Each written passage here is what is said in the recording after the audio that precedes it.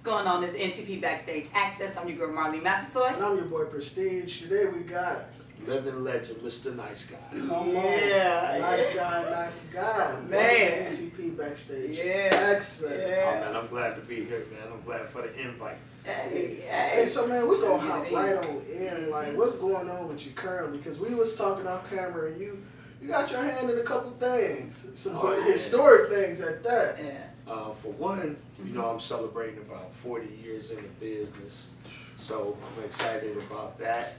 40 years. 40 years. That's amazing. I started at the age of 6 years old as a gospel singer here in Detroit with a group called the Soul Seekers. I was fortunate to tour the country as a kid, and I progressed in the business from there. From there, I went to being a dancer. I was a junior funketeer. A lot of Detroiters know the group the Funketeers. Yeah. I was a junior funketeer. I went from there to a Detroit City Breaker. And it just progressed on from there, man. You know, we learned to make beats and DJ. And I've DJed, punched the passport all over the place. So, I mean, it's been a hell of a career for me. That is amazing. Won a few Grammys as a member of a production team with a legendary producer from here named Mike Powell. So, Okay. I've done a lot. Wow. See, hey, look, hey, you put me in the movie because I don't even know where to go with the next question. Hey, listen, so hey, I got it. You got it? Yes. Who are you currently working with? Because, you know, we've been trying to get you and Uncle P here for a minute. So it's a beautiful thing to have y'all here together. That's because we out here working. Yeah, y'all working hard. So yeah, so now you just got back from Chicago not too long ago. So who are some of the artists that you currently working Well, with? you know, we have an artist out there that, well, we just did some stuff with Twister here. Yeah, We okay. brought him here. Yeah, okay, And, okay. we had an amazing show with him, sold out in the city. And it was cool because we were able to do that show in the heart of the city. Yeah. And no violence, sold out crowd, and Twister rock cypher style. So we brought the whole crowd in a circle around him, and he just rocked in the middle of the crowd. It was a throwback to 80s hip hop, man. You know, when nobody had bodyguards and nobody came with big entourages, man. They just walked in the same door that everybody walked in to the concert, you know. So it was dope, you know. Chi-Town Twister, we see you. Oh yeah. And he's still doing this thing, man. The brother put on a hell of a show. So right now, you know, I got an artist. His name is Big Crush. Okay. It's my son. You know, he's 23 years old. We're working on his project. Okay. You know, I had fully retired and was done with all of this and had moved way out into the suburbs on the lake and was really just gonna chill, man. But my son decided that he wanted to go ahead and do his thing again. He released his first CD at 11. You know, we had great success with it in Kansas City, Missouri. And shout out to my man Tech Nine and all the KC artists, because that's my second home. Okay. So, you know, now we just putting his project together, lining up a bunch of national features, you know, cats like Tech Nine and people of that nature, you know, and we gonna let them show the world what happens when you take a Detroit artist and that Detroit hip hop flow and you mesh it with the fiery delivery of the Killer City. We gonna let y'all see what that's like. Well, what is this show? Y'all got dates together yet? Oh yeah, he been doing some shows like we rocked at Detroit this year and some other things, but we really been in the lab because we really want to focus on the project and make sure that we deliver something that the city can be proud of. Yeah, well, we gotta get 3 keys, and I didn't know about that. Okay, yeah. Hey, so let's jump in because you know this season of NTP Backstage Access, we've been talking about, you know, the current state of hip hop a lot. You know, what I'm getting for the answers is all a perspective thing. So, from your personal perspective, how would you describe the current state of hip hop? See, this is the thing. You got it's all broken up. Okay. You know, you have hip hop, which is Nas, Kanye West. You know, these guys, Kendrick. This is hip hop. Okay. Then you have this thing that's trap. Okay. You know, and you got these guys will kindly tell you that they're not rappers. They don't even intend to be. They're doing something different. And just because it rhymes, it's not rap. I just heard one of these little young dudes say that. Lil Uzi said that, and I'm gonna respect him for saying that. He said just because it rhymes, it's not rap, and I agree with him. You know, so I think hip hop is pretty much the same. I think if you go to the guys that's making hip hop hasn't changed. I think we just have a new cousin in the game, which is this trap thing. You know, now I'm a say it pretty much like Uncle P said it. Now, if you ask me from a personal standpoint, I mean, I'm from the 80s, 90s. I love rap. I'm a Run DMC kid. That's what I grew up on. You know, so I mean, I like rap. I want to hear dope metaphors. I want to hear hot hooks. I want to hear dope beats, fly samples. That's what I want to hear. Okay, you know, these trap kids, they do different kind of drugs. So I ain't trying to be funny, but they high is driven by a different monster. You know, they want to hear a whole bunch of bass. They just want to lock on to something crazy and melodic and just roll out. You know, so that was a perfect way to describe that, because like that's what it is. That's what it is. I mean, you just say I'm rolling, and if the beat is right and the mollies is hot, as far as they concerned, it's the dopest thing they ever heard. You know, and I ain't. But see, you can't be mad. I'm gonna tell you why.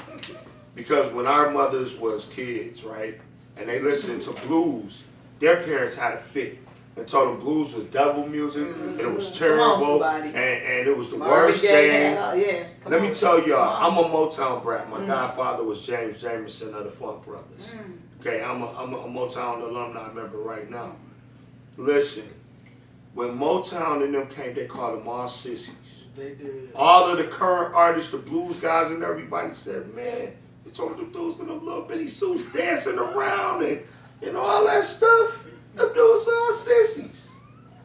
That was Motown. I mean, you know, every generation is going to progress this music in a way that they see fit.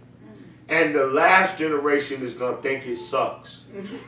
Your kids that's listening to trap music right now, 25 years from now, is going to be sitting in the room just like this.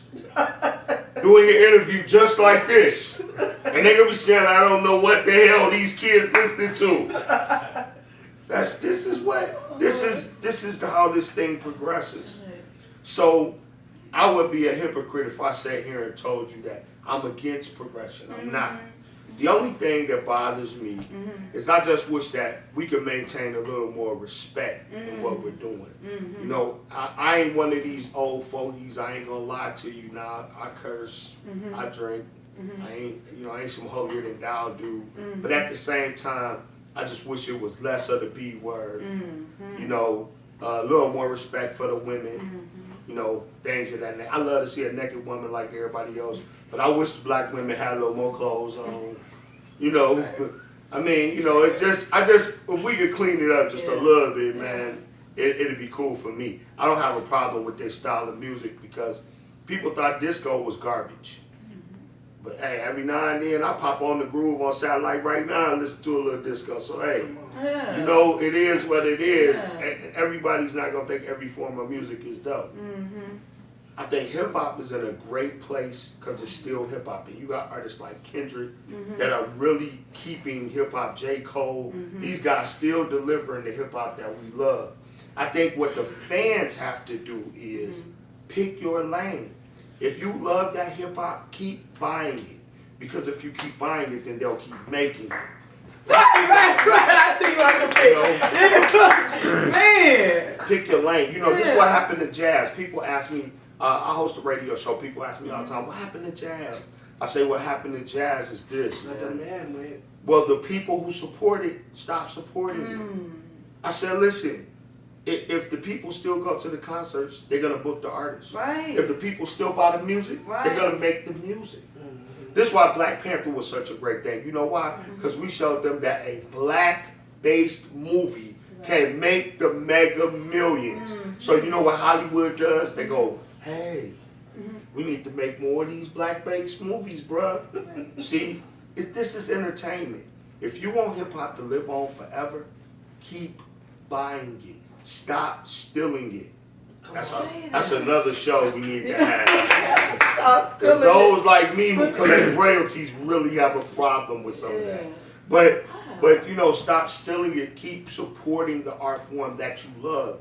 That's what love is. Yeah. Love is giving of yourself. Yeah. So 99 cents for a single. Make it happen. Wow. Okay. Wow. That was deep. What's some things you want to talk about in regards to your brands? Because the beauty about all this, y'all know how you get the logos going. You get your brand out there. What are the different brands that you have out right now? Well, that you're pushing. We've had an internet radio station that we've done for a long time called SV Mix Radio. Okay. We create the technology that we use to do that. Okay. So nobody does it like we do it. Well, we got new technology for everybody now. So we're about to reinvent the live shows with that in a way that people have never seen.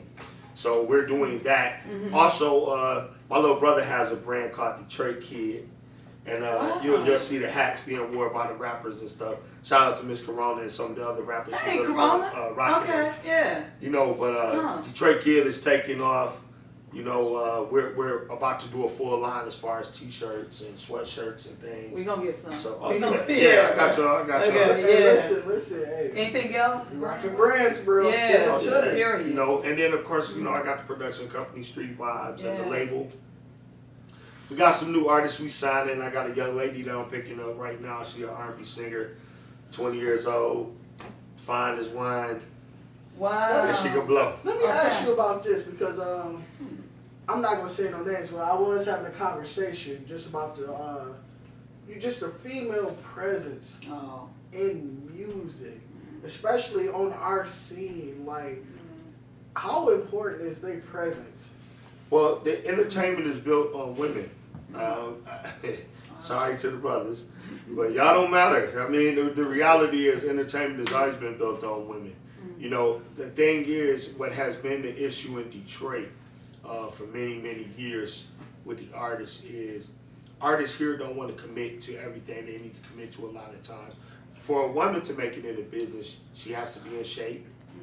She has to maintain herself. And I'm not just talking about her singing ability. I'm talking her appearance. Her appearance, her body size is very important. You know, when we're going to major labels, and I deal with them, when we're going to them and we're shopping somewhere, you have to understand, they want to know all of this. It's not just, see, people come to us and they're like, oh, my daughter can sing. You know, but she's like, big old girl, you know, and all that. And I'm like, man, where are they taking that at? They're not taking it. So we've had a problem in Detroit with that. And what I see now changing is the young ladies here are getting it, you know. So now we got a bunch of good looking, young, attractive women coming up and they doing their thing, you know. So I think we are poised to make an impact on the business. You know, I still believe and always have believed Detroit got the finest women in the world. Hey, this I do believe that. I do. We one of the best melting pots of women in the world. You know, that's true because Detroit is very diverse. Absolutely. We want to, you know, we get women in from Canada. And people go to Canada from all over the world. We get women in from the South. You know, we get women in from New York. From Chicago. Definitely from Chicago. So the thing is, you know, we get an influx of beautiful women from everywhere. And Detroit is such multi-styled and cultured, you know, as far as the influence. I mean, you know, as a DJ for many, many years here, I mean, we've played house music, rap, and R&B, you know, and white music. All of it has life here, right? Yeah. So, you know, the multicultural nature of Detroit provides a heavy bevy of hot women. and it's funny that you say that because me and my partner, we throw parties, and our success is based solely on the females. So like, if we had to give out an award, like appreciation, like literally it's because of them. And many nights they the first ones there, like like even without no free before 11, they still the first ones there, showing love, ingratiating themselves. So like for real, like The females are important, and I feel like they should be better represented. It's funny because I do some shows in Kansas City called Soul Night. We have Soul Nights here too, but I threw them in KC with some KC artists, and they were packed houses, 500-600 people a night. And the funny thing about it was, we threw them on a Thursday, and people told me, you're never going to get people to pay $20 on a Thursday to come see local artists. The devil is a liar. But you know how I promoted that show? I never bought a commercial. I never did a flyer. We printed up passes. We took them to every club. I don't care. We got them to big women, small women, white women, black women. And 2 women got in free on the pass. We never did a flyer or a commercial. We always tell the story because it's funny. Because the radio station, I called them to ask a question about something. And they were like, well, I'm just going to put you on with your rep. I said, I don't have a rep. They said, you buy commercials here, right? I said, no. I said, y'all just saw it come to my show. I ain't never bought a commercial with y'all. They thought I had bought commercials because the whole station was coming to the show. It's because that's where all the women in the city were. Wow. You ask any woman, where you going to be? They're like, we're going to be there. It's free for the women. Wow. So every baller in KC was there, every artist in KC, but the women can draw the people to your event. Men call women and ask them where they're going to be. We chase women. They'll never ask us. You see why the extraordinary event team was winning? Yeah. Come on. Absolutely. Liddy gang. Come on, Liddy gang. See why? If you get a high